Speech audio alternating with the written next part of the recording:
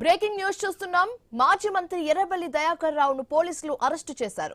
Thorrur municipal chairman ఎన్నికపై ఉత్కంఠ నెలకొంది. Municipal కార్యాలయానికి వెళ్లకుండా ఎర్రబెల్లిని అడ్డుకున్నారు పోలీసు అధికారులు. అయితే ఈ సమయంలో రోడ్డుపైనే ఆయన ధర్నాకు దిగినట్లుగా తెలుస్తుంది. ఎర్రబెల్లిని అరెస్టు చేసి పోలీసులు అక్కడి నుంచి తరలించారు. మెజారిటీ ఉన్నా తమను అడ్డుకుంటున్నారని బీఆర్ఎస్ నేతలు ఆగ్రహం వ్యక్తం చేస్తున్నారు. ప్రజా తీర్పును మార్చాలనుకుంటున్నారని ప్రశ్నించారు బీఆర్ఎస్ నేతలు.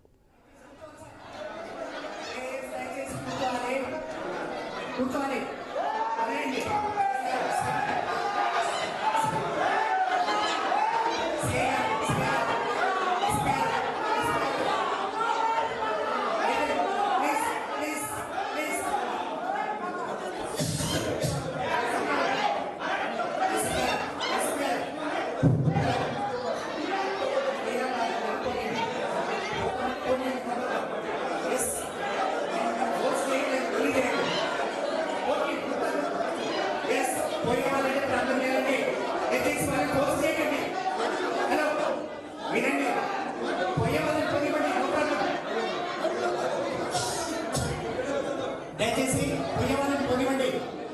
సిఐ గారు పుయ్యవాళ్ళని పొనివ్వండి. పొడియం కూర్చోవడానికి లేదు. బయటికి పోతామంటే పొనివ్వండి. పొడియం కూర్చోవడానికి లేదు. పంపండి. దయచేసి పోతామంటే పంపండి. కూర్చోవద్దు.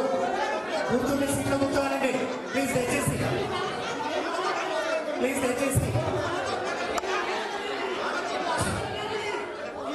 పోతామంటే పోనీయండి. మీరెందుకు